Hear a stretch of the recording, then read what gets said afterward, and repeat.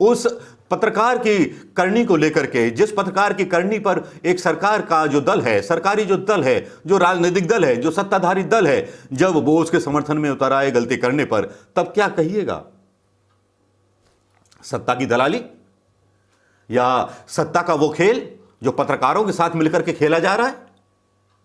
जी हां दोस्तों, बात करेंगे अर्नब गोस्वामी की, जिस अर्नब गोस्वामी के ऊपर जिसने ये एक नाटक रचा कि साहब मेरे ऊपर हमला हुआ, ये हुआ, वो हुआ, और उसके सबूत भी मैंने पिछले वीडियो पर डाल दिए कि ऑलरेडी मेटा डेटा बता चुका था कि 8:15 पर ये ट्वीट तैयार हो चुके थे, 12:30 पर ये तैयार थे पूरी तरह से डलने के लिए। अशोक पंडित से लेकर के समित पात्रा और समित पात्रा से लेकर के कपिल मिश्रा तक की ये लंबी चेन है जो एक साथ मिलकर के बीजेपी आईटी सेल के साथ मिलकर के काम करती है। मेरा आरोप इसलिए भी सही साबित होता है कि जब अर्नब गोस्वामी के खिलाफ रिपोर्ट होती है तो बीजेपी आईटी सेल उनके समर्थन में उतर आता है। अब मेरा एक सवाल है भारतीय जनता पार्टी के मूर्धन्य नेताओं से और प्रधानमंत्री मोदी से, गृह मंत्री अमित शाह साहब से। एक तरफ अमित शाह साहब बोलते हैं कि घृणा मत फैलाइए, एक तरफ बोलते हैं लोगों को तमीज सिखाइए, एक तरफ बोलते हैं करुणा की लड़ाई हम साथ मिलकर लड़ेंगे।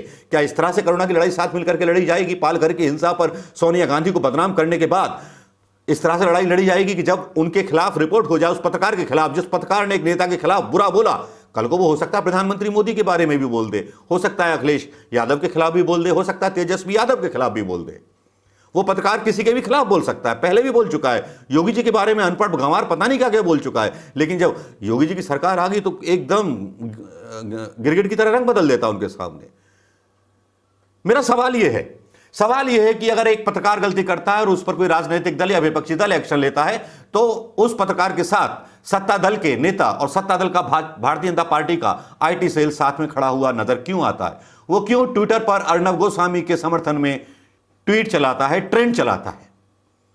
क्या इससे साबित नहीं होता कि भारतीय जनता पार्टी ने एक तरह का अलग एक माहौल बना लिया है, जिस माहौल में उसने पूरे उस मीडिया को भी शामिल कर लिया है अपनी बीजेपी आईटी सेल में, चाहे वो अंजना ओम कश्यप हों, चाहे वो रजत शर्मा हों, चाहे वो सारे पत्रकार हों जो प्रधानमंत्री मोदी जी की सुबह से लेकर शाम तक तारीफें करते हुए नहीं थकते। सही करें तब भी सही बताएंगे और गलत करें तब भी बड़े अकाट्य तर्क लेकर के आएंगे उनको सही बताने के लिए, सही साबित करने के लिए। तो क्यों ना यह माना जाए कि बीजेपी आईटी सेल एक इलेक्ट्रॉनिक मीडिया और प्रिंट मीडिया के रूप में काम कर रही है। आम हिंदुस्तानियों के बीच में जो गलतफहमी और जो अफवाहें हैं वो केवल उन्हीं के द्वारा फैलाई जाती हैं। अगर इन पत्रकारों के खिलाफ, उनके गलत कहने पर, उनके गलत आचरण पर यदि एफआईआर कराई जाए तब यही सत्ताधारी लोग उनका सहयोग करने के लिए खड़े हो जाते हैं। इससे बड़ा देश का दुर्भाग्य क्या होगा जब कोई गलत करे, क्राइम करे और गुनाह करने वाले व्यक्ति के साथ सत्ता दल खड़ा हुआ नजर आए, तब वाकई में लगता है कि इस देश की हालत बहुत गंभीर है। कोरोना से पता नहीं कितनी बर्बादी हो गई, पता नहीं, लेकिन जो इस तरह का गठजोड़ होता है इससे पूरा देश, पूरा सामाजिक ढांचा, पूरा संविधान तार तार हो जाएगा। दोस्तों, सवाल अब भी वही है। इसी बीच एक मोड़ और आता है इस कहानी में अर्नब गोस्वामी की। इस कहानी में मोड़ आता है अलका लांबा को लेकर के, क्योंकि अलका लांबा का एक ट्वीट आता है, यूथ कांग्रेस जिंदाबाद। उससे पहले उनका एक ट्वीट आता था जिसमें उन्होंने कहा था कि बड़े नेता अगर कार्रवाई नहीं करेंगे तो यूथ कांग्रेस के लोग सड़कों पर उतर के आएंगे। जब यह घटना होती है, जब यह खबर आती है, जब वो डालती है यूथ कांग्रेस जिंदाबाद, महाराष्ट्र में BJP IT cell Alka Lamba के खिलाफ रिपोर्ट दर्ज करा देता है।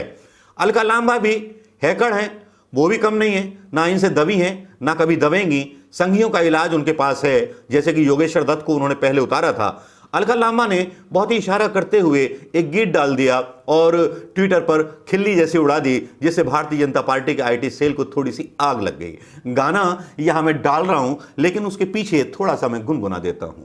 वो जो गाना उन्होंने डाला और जिस तरह से डाला, और ये भी कहा साथ में कि मुझे परवाह नहीं, और गाना क्या था, खूबसूरत गीत था। निशाना चूक ना जाए जरा नजरों से कह दो जी, निशाना चूक ना जाए जरा नजरों से कह दो जी, निशाना चूक ना जाए। ये गाना अलका लांबा ने सही मारा, क्योंकि जब यूथ कांग्रेस जिंदाबाद में बोली तो ये लोग शायद समझ गए होंगे कि निशाना मेरा सही निशाने पर लगा है। अलका लांबा की छोटी सी शरारत Bharatiya Janata party IT cell में थोड़ी सी मिर्ची लगा गई। अब वो मिर्ची कितनी तीखी लगी है और कहां तक असर करेगी, इसको देखेंगे अगले धारावाहिक में हम लोग। नमस्कार दोस्तों।